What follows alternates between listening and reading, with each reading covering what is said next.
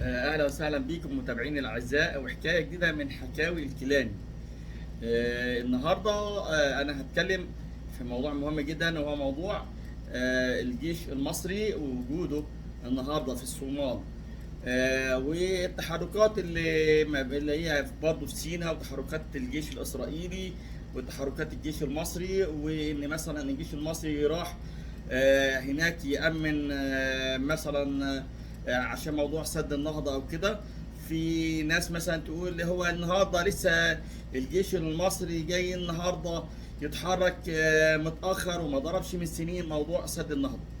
انا في حاجات عاوز افهم الناس، وان انا يعني الاول قبل كل حاجه ان انا المفروض كلنا احنا كالشعب المصري ان احنا نؤيد الرئيس بتاعنا الرئيس عبد الفتاح السيسي والجيش المصري، ان احنا بنفوضه لاتخاذ اي قرارات او اي اجراءات لحفظ بلدنا او سلامه الوطن وسلامه اراضيه، ووحده الوطن وسلامه اراضيه باي طريقه. ده احنا المفروض نعمله تفويض كامل في الموضوع ده. الحاجه الثانيه انا حابب بس اوضح لبعض الناس للاسف اللي ما عندهاش وعي سياسي، اللي هي بتقول مثلا طب ليه احنا المفروض كنا من سنين نضرب. يا جماعه الموضوع في الاول انت ما كانش ينفع تضرب سد النهضه في البدايه، لان طبعا ما بقول لك احنا عاملين سد للتنميه، وكان ساعتها ممكن تخلي كل الدول العالم ان هي تعمل لك مثلا عقوبات اقتصاديه عليك، زي مثلا ما حصل مع روسيا. روسيا او كنت هتعتبر ساعتها دوله غازيه. فبالنسبه ل روسيا عملوا عليها عقوبات كبيره جدا، وانت كنت طالع من ثورات، وطبعا ساعتها كان الجيش المصري مشغول بتامين الدوله من الداخل والجبهه الداخليه، فساعتها كنت هتتعرض لعقوبات اقتصاديه قويه جدا. الحاجه الثانيه هو كان بيحاول ان هو يعمل لك بعد كده انت ساعتها كان الجيش المصري بدا يعني يعمل عمليه استعداد، ويعمل يجيب مثلا غواصات، ويجيب طيارات زي الرافال وغيرها، ويقوي الجيش المصري ويعمل قواعد عسكريه.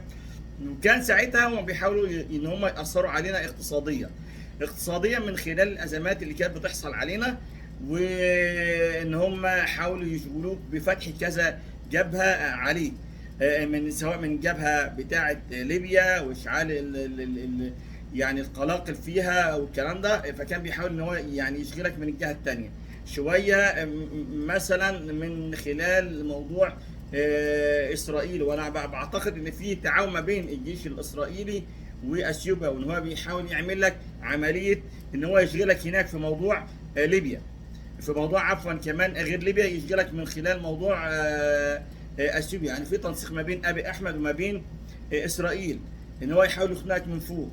فالموضوع ليه ابعاد كبيره جدا يا جماعه، واحنا المفروض يكون عندنا وعي. احنا ليس كل ما يعرف يقال، يعني احنا مش عارفين المخابرات بتقول ايه، الحاجات دي بتقول في المخابرات الحربيه، في المخابرات العامه، في حاجات كتيره جدا احنا ما نعرفهاش.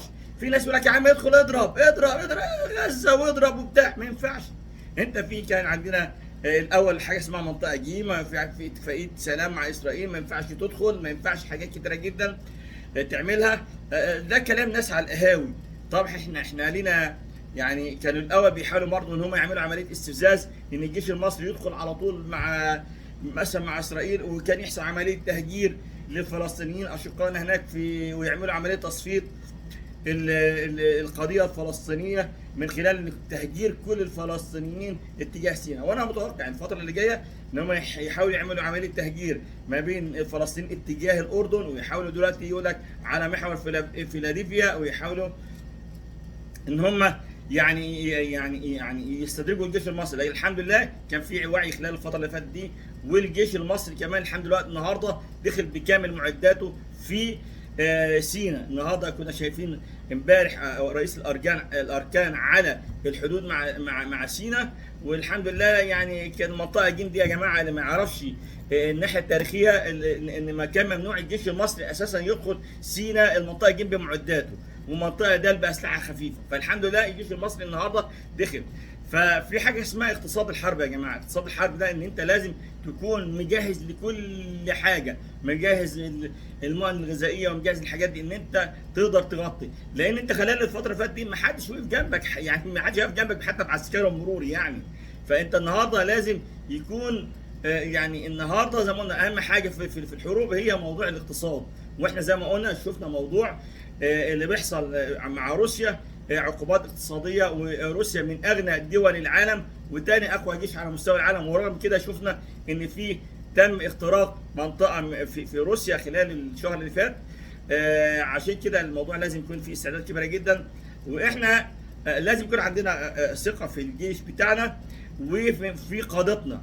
وكانوا برضه في نفس الوقت في الفتره اللي فاتت بيحاولوا يعملوا موضوع انت كان مثلا ملعبك الملعب ان انت كان في اتحاد ما بينك وما بين السودان، هو حاول يعمل وانت ومصر انت عارف ان هي داعمه الجيش السوداني، فانت كنت بتدخل على حدود اثيوبيا مع السودان من خلال السودان. هو عمل فتنه داخليه عن طريق العميل بتاعهم ابي احمد، وده يعني ده معروف للعيان ان هو بيسرق الذهب واليورانيوم والجبال الذهب الموجوده، وهو كان تاجر ابل، كان مستخدم عن طريق اللي هو الرئيس السابق اللي هو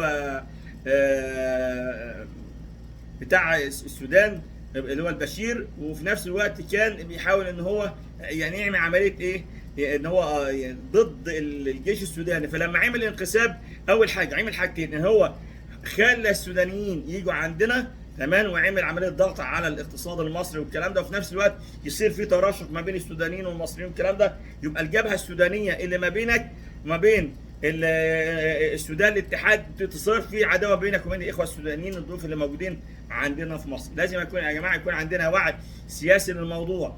الحاجه الثانيه بدات انت تفقد الملعب السوداني، ان انت تبقى يعني ايه ما تبقاش تعرف تدخل على حدود السودانيه من خلال وتبقى على حدود اثيوبيا من خلال الجيش السوداني. هو شغل الجيش السوداني وطلع الجيش السوداني بره الملعب. لكن انت موضوع بقى بضربه معلم ان احنا رحنا على طريق الصومال، احنا رايحين بشكل شرعي، ان انت رايح تبع قوة حفظ السلام، وفي نفس الوقت السودان دولة عربية في اتفاقية بينك وبينها، انت رحت على ارض السودان بشكل شرعي وتحت الغطاء برضو افريقيا وكده. فاحنا المفروض نعمل كل الدعم للجيش بتاعنا الجيش المصري ويكون عندنا ثقة في قادتنا ونفوضهم لاتخاذ كل القرارات المناسبة.